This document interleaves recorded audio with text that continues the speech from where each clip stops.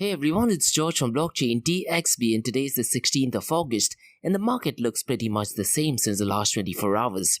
So far as the price is concerned, the volume is low and the percentage is extremely high. Definitely not the best thing for cryptocurrencies. And last week we talked about Tornado Cash that was sanctioned by the US Department of Treasury. And the news that we have for today is a little bit linked to privacy. That is the king of privacy, Monero. Now, Monero is a privacy-focused cryptocurrency, and the news is that they've had a hard fork over the weekend. As a matter of fact, they tend to happen quite often, and the whole idea is that they want to disincentivize miners from taking the entire share of the newly mined XMR or Monero. So in today's episode, we are very briefly going to talk about it, and we will also look at how regulations can have an impact on privacy-focused coins. Also, what is the big difference between privacy and anonymity? And we also have a multi-billionaire, that is Kevin O'Leary, who's actually supporting regulations and sanctions of Tornado Cash. And we'll also look at what is his rationale for saying that. We will also talk about Neeraj Agarwal, who's the Director of Communications for Coin Center, and what is he doing about the whole Tornado Cash situation. So definitely great news from his end and how he's supporting the crypto community. Now 2022 is definitely one of the best years for Binance, and in today's episode we're going to be discussing 4 news regarding Binance, and I'll try to keep it as short and sweet as much as possible. The first news is that Binance has obtained an approval to operate in Kazakhstan. The second news is Binance distances itself from WazirX exchange due to regulatory concerns in India. The third news that we'll talk about is Binance was successful in recovering 83% from the stolen Curve funds, and CZ, who is the CEO of Binance, actually tweeted that. And the fourth and the final news is he's also shared some concerns that 50 or so profiles in LinkedIn seem to be genuine, and according to his tweet there are 7,000 odd people who have mentioned that they are working, which may not necessarily be true. Regarding UAE, I have 2 news. The first news is about an event which takes place on the 28th and 29th in Dubai. The event is called as Blockchain Live 2022. Really, I'm not sure what to make of it. It is just an event really. And I'm pretty much sure that as the heat subsides in Dubai and UAE, there might be loads of such similar events taking place in UAE in the 3rd and the 4th quarter of this year. The second news is more to do with a CoinGecko report which states that UAE ranks as the second most crypto-curious nation in the world. What do you guys think which might be the first country so far as crypto curiosity is concerned? So we'll be discussing that in today's episode. So welcome everyone, it's ATM, you're in Dubai and you're listening to Crypto and Coffee at 8, where we cover some top news and information pertaining to Bitcoin, blockchain, beyond blockchain, cryptocurrencies, NFTs, DeFi and Metaverse. And how the series of episodes on the Crypto and Coffee at 8 works is, we usually cover some top news and information pertaining to the price of cryptocurrencies, some major breaking news, occasionally short and sweet news as well. News that has an impact in the cryptocurrency world. The other 2 news and information is related to Dubai, UAE and Middle East in the world of Bitcoin, blockchain, beyond blockchain, cryptocurrencies, NFTs, DeFi and Metaverse. This is followed by Ask Me Anything series, where you listeners can ask any questions from 8:30 AM to 9 AM Gulf Standard Time from the cryptocurrency world. And remember guys, every Fridays we have an episode called Metaverse Everything, where we solely focus on Metaverse, so please check out those episodes as well. The format for Metaverse Everything podcast is completely different, and what I tend to do is I tend to publish a daily and weekly report via my LinkedIn profile, and my LinkedIn profile is in the show notes below. You can also go to my website, that is www.blockchaindxb.com, and read through the blogs under the crypto blog sections. Or you can also go to the Medium website and just type in Blockchain DXB. So let's kickstart today's episode. Today is the 16th of August, and to be honest, the market looks relatively the same. The global crypto market is at $1.15 trillion, and since the last 24 hours, it is marginally down by 1.35%. The global crypto market is at $1.15 trillion, and since the last 24 hours, it is down by 1.35%. The total crypto market volume over the last 24 hours is up by 27.76%, and it is currently at $77.41 billion. Now, if the total crypto market volume has gone up and increased by 27 odd percent, and if the prices have gone down, that is definitely not good for the cryptocurrency market. The total crypto market volume on DeFi is now at $6.05 billion, and DeFi accounts for 7.82% of the total crypto market 24-hour volume. The worrisome news so far as the price is concerned is once again stable coins. The volume is low and it is currently at $70.70 billion. Not only is the volume low, the percentage is extremely high. Stablecoin accounts for 91.34% of the total crypto market 24-hour volume. If the stablecoin volume accounts for 90 odd percent, I'm expecting the volume of stablecoins to definitely surpass $180 billion to be honest, but the volume is ridiculously low and stablecoin accounts for over 90% of total crypto market 24-hour volume. Now let's look at the comparison between Bitcoin and Ethereum. Bitcoin's market share as of 16th of August is $459 billion, whereas Ethereum is $232 billion, so it is definitely well over 50%. The 24-hour trading volume though of Bitcoin is $34 billion and Ethereum is $19.8 billion, so I wouldn't be surprised if it crosses the $20 billion in just a couple of hours. If you look at the dominance of Bitcoin and Ethereum, both of them have marginally gone up since the last 24 hours. As of today, that is 16th, it stands at 40.10% and Ethereum stands at 20.20%. Guys, one news which is really surprising so far as Bitcoin and Ethereum is concerned, what I tend to do is every Tuesdays, I look at two reports. One is by Glassnode and one is by CoinShares. Usually every week, they mention detailed information about Ethereum. This week, however, Glassnode has not mentioned absolutely anything regarding Ethereum, and CoinShares, in their weekly blog, they always mention the inflow and the outflow of Bitcoin and Ethereum. This time, they haven't mentioned Ethereum at all. They've just mentioned Bitcoin. I really am not sure why, considering the fact that the last 7 days has been, if not one of the best weeks for Ethereum.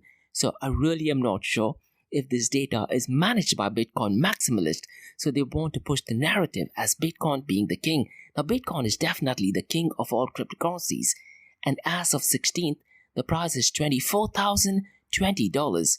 Since the last 24 hours, it is down by 1.09%, and since the last 7 days, it is up by 0.85%. Ethereum is almost on the verge of crossing the $1,900 mark. It is currently at $1,897, and since the last 24 hours, it is down by 2.01%. In yesterday's episode, we were discussing if Ethereum would actually cross the $2,000 mark, but that's definitely not the case. Now, since the last 7 days, though, Ethereum is up by 6.69%. Binance coin is currently at $317, and since the last 24 hours, it is marginally down by 0.43%, and since the last 7 days, it is marginally down by 1.91%. Big news that is going on in the cryptocurrency space, and if you are an OG, you would have definitely known what Monero is. As a matter of fact, Bitcoin always wanted to be like Monero. The news is that Monero had a hard fork, and the hard fork happened on the 13th of this month.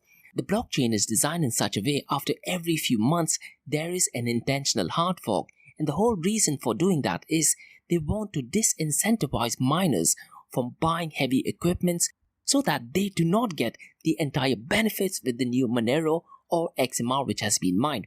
Now, what the news is that the people's cryptocurrency, that is Monero, is now more private and efficient with ring size 16, bulletproofs, and view tags. Now, this is a very complicated topic. Monero is a very technical cryptocurrency, and to be honest, one of my favorite cryptocurrency. In case if you do want to find out more about Monero, there are two YouTube channels that I would recommend. The first one is Monero Talk, and the second one is Breaking Monero. Now, the Breaking Monero is a series which was released literally 3 years ago, and there are 14 episodes where they talked about some of the privacy defaults in Monero and why Monero is still not 100% private.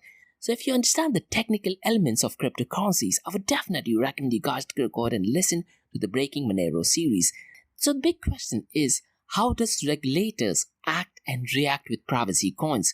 Regulators can easily force centralized cryptocurrency exchanges to delist privacy-focused coins. Now, I remember back in 2016, a lot of the cryptocurrency exchanges did actually allow you to buy and sell and trade XMR.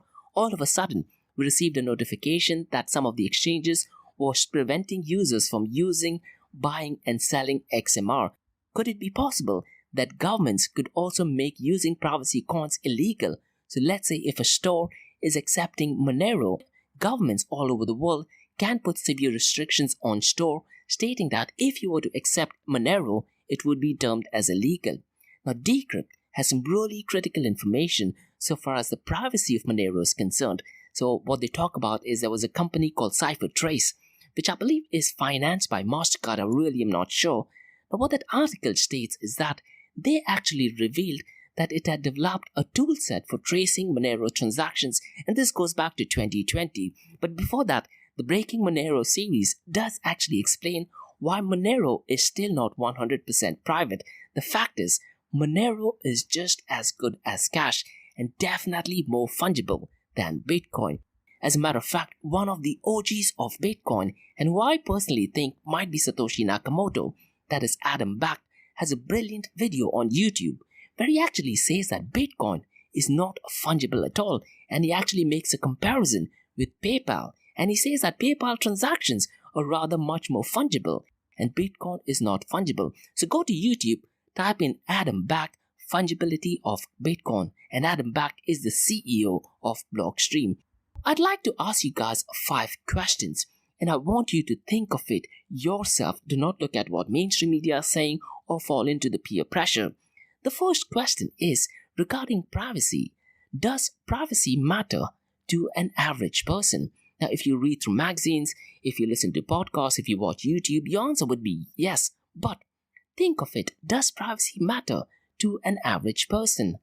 The second question is, does an average individual actually care for privacy? Now, this is clearly linked to the first question. So the third question is, if given a choice, which one would you choose? Privacy versus ease of use, and privacy versus free services. If you were given a choice to choose, let's say, privacy versus ease of use, or privacy versus free services, what would you choose? The fourth question is, what is the danger when privacy is combined with immutability? Now, what I mean is, let's say if there is some incorrect information, fake news, or child pornography, which is uploaded into a blockchain protocol that is 100% private and at the same time is immutable, definitely not good. What are the other dangers that you can think of? And the fifth question is, what is the key difference between privacy and anonymity? So what is the key difference between privacy and anonymity? In case if you do have any comments, write them in the comments below, or you can also drop me an email to info@blockchaindxb.com. Now, one of my favorite online publication magazines, that is bitcoin.com, has published an article that talks about how the crypto economy's top privacy coins has taken a hit because of the Tornado Cash situation last week, and the US Department of Treasury did actually sanction Tornado Cash. So essentially what they did was they sanctioned a software, not necessarily the people. Now, if you do want to find out everything on what's going on regarding Tornado Cash, Bankless, one of my favorite podcasters, they have released 2 episodes. I would urge you guys to go ahead and listen to both of them. Brilliant explanation. In a nutshell, what has happened is the developers who have contributed to Tornado Cash, the GitHub has been deleted, the Discord channel has been deleted, and the lead developer, called as Alexei Pertsev, has also been arrested. So definitely not looking good. Now, one voice that is going against this is Neeraj Agarwal, who's the director of communications from CoinCenter. Now, what CoinCenter is doing is they are exploring a code challenge, as they feel by treating autonomous code as a person by the OFAC exceeds its authority. So Neeraj Agarwal is definitely taking a right step in challenging OFAC, and most likely there might be a court hearing pretty soon. That being said, Kevin O'Leary, who's a multi-billionaire, does actually prefer a regulated environment. Now, what happened is that Kevin O'Leary was one of the guests in a YouTube channel called Crypto Banter, and in that they talked about Tornado Cash. And during that interview, Kevin O'Leary talked about Bitcoin and Tornado Cash as crypto cowboy, and he said that the crypto cowboy culture shouldn't have a place in the industry. Now, if you look at it from Kevin O'Leary's point, he's a multi-billionaire. He's in the cryptocurrency space only to make money, whereas Neeraj Agarwal, on the other hand, they are focusing on privacy, they are focusing on individuals. So Kevin O'Leary is definitely not in the right place. And listen, guys, separation of money and the state will happen, and these are just few bumps on the way. So most likely in the next coming decade or few decades, there will be 100% separation of money and the state. Now let's talk about 2022 being the best year for Binance. Now the first news is that Binance has obtained approval to operate in Kazakhstan. So the Astana Financial Services Authority, or also called as AFSA, which is an independent financial regulator in Kazakhstan, has taken a step towards licensing major cryptocurrency exchange Binance to operate in the country. And what they said is that Binance obtains in principle approval from AFSA to operate a digital asset trading facility and provide custody in the Astana International Financial Center. And what they have said is that the in principle approval is one of the steps to obtain a license in the AIFC, and upon successful finalization of its licensing application, Binance will be able to provide its services as an operator of digital asset trading facility and provider of custody in the Astana International Financial Center. Definitely a great news for Binance. The second news is that Binance is distancing itself from Wazir X Exchange.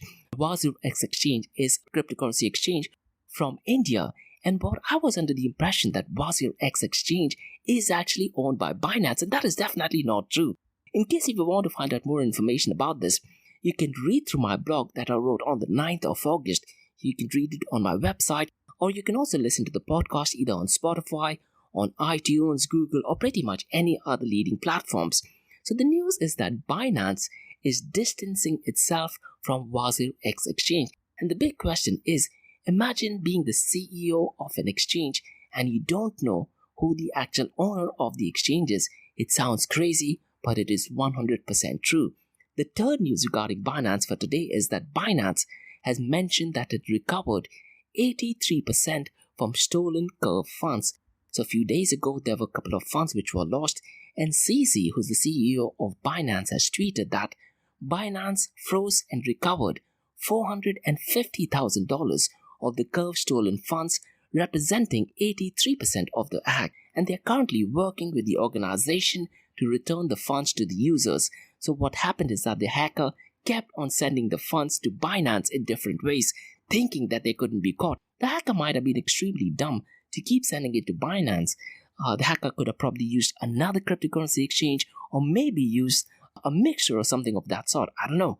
So the next news is about Binance once again, and CZ has mentioned via Twitter that 50 or 70 profiles that you see on LinkedIn are genuine Binance employees, and there are over 7,000 Binance employees via LinkedIn. Now this is definitely not good.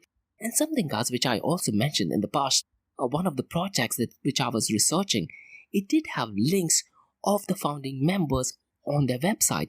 And if you click on that, it does go to the actual LinkedIn profile.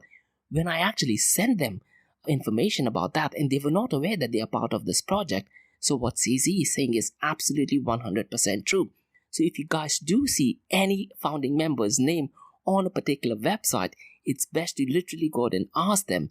Just having their name on the website does not mean that they are definitely part of the project. I do think that maybe LinkedIn should be in a position to go ahead and verify these details, but verifying these details with employers could take a massive amount of time. Apart from that, what happens if, let's say, I have fraudulently mentioned on my LinkedIn profile that I am the CEO of Binance? What I could do is I could also have a dummy or a fake email account where I can go ahead and verify these details. So I really am not sure how LinkedIn could go ahead and help the situation. What we need to do from our end is get information from the first source. Let's move on to news regarding UAE, and the first news is about an event called as Blockchain Live 2022 that takes place on November 28th to 29th, and this takes place in Dubai Atlantis Palm, one of, if not the most beautiful hotels in Dubai. This, as per the website, it claims it is the 10th International Forum on Blockchain and Digital Assets, and they seem to have these events in different countries as well. So the website, in case if you want to find out more, is blockchain-live.com. So essentially, it is an international forum on blockchain, digital assets, and mining. And the forum is created for industry professionals and those who are taking the first steps. And what they claim is that one phrase or acquaintance at the forum can change your life completely. The event takes place on the 28th and 29th of November, and it is at Atlantis the Palm. Now, the core topic of this event is blockchain, digital assets, mining, and startups. What I really liked about this particular event is the forum program. The first one is Bitcoin as the basis of blockchain industry, opinions, forecasts, ways of developments. The second one is secrets of effective trading. They're going to be discussing trading strategies and case analysis. The third one is review of market trends and tools to the leading exchanges and crypto funds. The fourth one is metaverses and play to earn, and they'll be discussing new realities of the digital world. The fifth one is a search for unicorn, how to choose the right projects on token sales. The sixth one is crypto industry legislation, the world practice in 2022 and 2023. The seventh one is mining in 2022 and 2023 and actual ways to maximize profits. Now, this will be really interesting because in yesterday's episode, I talked about how Larry Fink, the CEO of BlackRock, has started to issue Bitcoin private trust to its clients. In the blog, they actually mentioned that they're working with two organizations that are focusing on renewable energy. And finally, the eighth point in this particular event, or the forum and the program at this event, is implementation of blockchain technology in businesses and government processes, new cases and possibilities. So the forum program does actually look pretty good, and it's a good platform for businesses. And they also have after party, which is at Lotus Yacht. It is, if not one of the most beautiful yachts. I've been there several times, and it also has a jacuzzi, and it also has a theater inside, absolutely posh and really beautiful. And they have 3 different tickets. That is a standard ticket for $99, business ticket for $299, and the VIP one for $599. So it looks like a definitely good event. But again, guys, I personally didn't find this news to be something unique. And the second news is about a CoinGecko report, which states that UAE ranks as the second most crypto-curious nation in the world. So CoinGecko has published this report. Unfortunately, I couldn't find the report. It is possible that you need to subscribe to it, and only then you get access to the report. I tried looking pretty much everywhere. I could not get that report. The source for me getting this news is via ITP.net. So what the article states is UAE ranks as the second most crypto-curious nation in the world. The country has the second highest proportion of its population searching for both the word cryptocurrency and the term invest in crypto. And the research is carried out by crypto price tracker CoinGecko.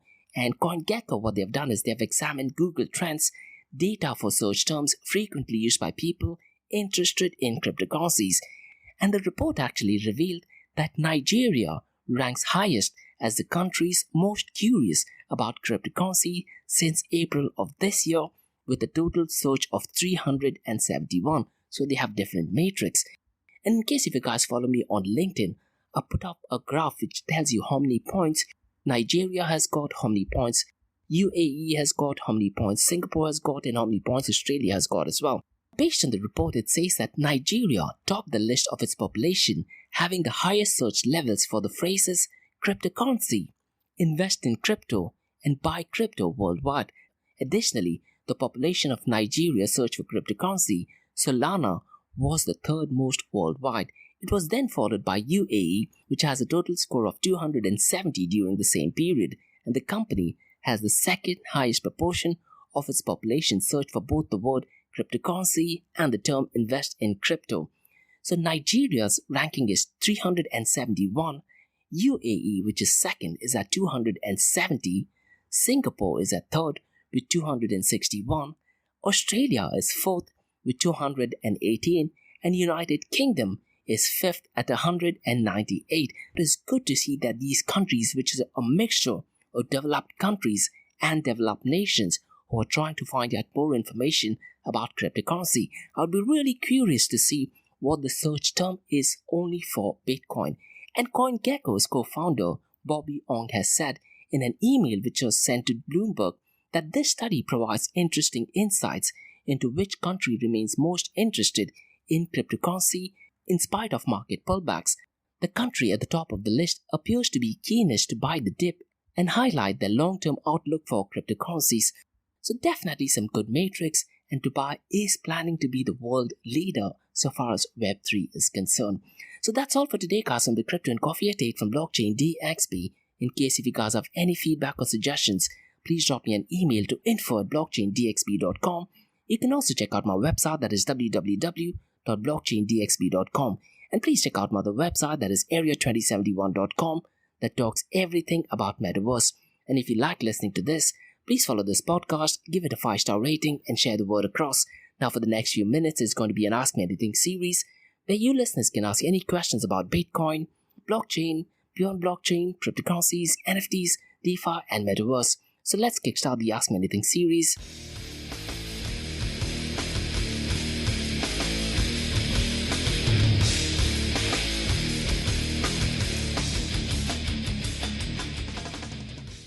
Hey everyone, it's George from Blockchain DXB. You're listening to the Ask Me Anything series, where you listeners can ask any questions about Bitcoin, blockchain, beyond blockchain, cryptocurrencies, NFTs, DeFi, and Metaverse. And remember, Monday to Thursdays, 8 a.m. to 8:30 a.m., we have Crypto and Coffee at 8, where we cover top news and information pertaining to Bitcoin, blockchain, beyond blockchain, cryptocurrencies, NFTs, DeFi, and Metaverse. This is followed by 2 news and information related to Dubai, UAE, and Middle East from the cryptocurrency world. And what you're listening to right now is the Ask Me Anything series, where you listeners can ask any questions about Bitcoin, blockchain, beyond blockchain, cryptocurrencies, NFTs, DeFi, and Metaverse. I have a question by Dylan who asks, I have registered for the event on Metaverse but haven't received the link. That is absolutely correct, Dylan. So guys, I have an event on the 19th of this month, and this is why Eventbrite is completely free of cost. Now Dylan, the link, what I'll do is I'll update the link on Thursday, so you'll automatically receive an email from Eventbrite to getting you the direct link. And guys, the event is called as Metaverse, the Hype, Reality, and New World Order. It starts from 11 a.m. in the morning till 12:30 p.m. So the event is completely free of cost, and you will receive the link via Eventbrite at probably around 11 or 12 in the morning. So what I'm going to be doing, Dylan, is early in the morning at 6 o'clock Gulf Standard Time, I'll go ahead and publish the link. How it works is I need to update it on my Eventbrite profile, and Eventbrite would automatically send you the link on where you can absolutely attend it. The event is completely free of cost, and I think, Dylan, you will have to register using your email ID, so you can just go and listen to it. But the event is completely free of cost, and the event is called as Metaverse, the Hype, Reality, and New World Order. The session is essentially broken down into 2 parts. Part A, where we have the general overview of Metaverse. So we talk about the history of Metaverse, we discuss the New World Order, the countries with competitive edge in the Metaverse. We'll also be discussing what is Metaverse, the past, present, and future state of Metaverse. We'll also discussing the hype of Metaverse, how Facebook has impacted Metaverse or Meta. We'll talk about the whole Web3 movement. Is it a hype or is it bullshit? We'll also discuss institutions who are heavily investing in the Metaverse. We'll explore the expectation versus reality, and I'll try to do is give a timeline for mainstream adoption of Metaverse. We will also discuss the hardware and software needed in the Metaverse, the importance of semiconductor nanochips, and Dylan, in part B, is where we discuss how Metaverse merges with the physical world, things like meta economy, the meta finance, meta everything. And we'll explore the local rules and regulations, and we'll also look at Dubai Metaverse strategy, what Dubai is doing. And I also have a standalone episode talking everything about the Dubai Metaverse strategy. So Dylan, please feel free to go ahead and listen to that. We'll also discuss some startups in UAE, some events and networking events taking place in UAE. And finally, one of my favorite topics in that session is blockchain in the Metaverse. Do we actually need blockchain in the metaverse? If a distributed or decentralized metaverse will be possible, or a hybrid metaverse is ideal, we will discuss where does blockchain technologies fit in. Can fiat currencies actually work in the metaverse? Can cryptocurrencies actually work in the metaverse? Or will central bank digital currencies play a role in the metaverse? We'll discuss some centralized token and quite a lot of other things. And we'll also look at, some of the different blockchain platforms that are linked to metaverse like Decentraland, the Sandbox, Tether Network, XV Infinity. We'll discuss the limitations of blockchain, the role of NFT in the metaverse, and quite a lot more. And in this particular session dial-in, I've also added everything about the Dubai Metaverse strategy. I'll also talk about the Dubai Metaverse Assembly. There's a massive event taking place at the Museum of the Future, and how Binance is working with the Museum of Future in creating an NFT. And I just have this feeling that at that event is when they'll be releasing the NFT for Museum of the Future. But to answer your question, darling, I'll be sending across the link on Thursday. You're more than welcome to send it to absolutely anyone. And I believe that Eventbrite's requirement is that you register with an email. You can also watch it completely free from Zoom. Again, it is possible that Zoom requires you to go ahead and create an email address to go ahead and listen and watch it. So that's all for today, guys, on the Ask Me Anything series from Blockchain DXB. In case if you guys have any feedback or suggestions, please drop me an email to info@blockchaindxb.com. You can also check out my website, that is www.blockchaindxb.com. Please check out my other website, that is area2071.com, that talks everything about Metaverse. And if you like listening to this episode, please follow this podcast, give it a 5-star rating, and share the word across. And remember, guys, Monday to Thursdays, 8 a.m. to 8:30 a.m., we have Crypto and Coffee at 8, where we cover top news and information pertaining to Bitcoin, blockchain, beyond blockchain, cryptocurrencies, NFTs, DeFi, and Metaverse. And how the series of episodes under Crypto and Coffee at 8 works is, we usually cover some top news and information pertaining to the price of cryptocurrencies, some major breaking news, and occasionally short and sweet news as well. News that has an impact in the cryptocurrency world. The other two news and information is related to Dubai, UAE, and Middle East in the world of Bitcoin, blockchain, beyond blockchain, cryptocurrencies, NFTs, DeFi, and Metaverse. This is followed by the Ask Me Anything series that you're listening to right now, where you listeners can ask any questions regarding Bitcoin, blockchain, beyond blockchain, cryptocurrencies, NFTs, DeFi, and Metaverse. Thanks so much for listening, guys, and have a great day ahead. Bye-bye.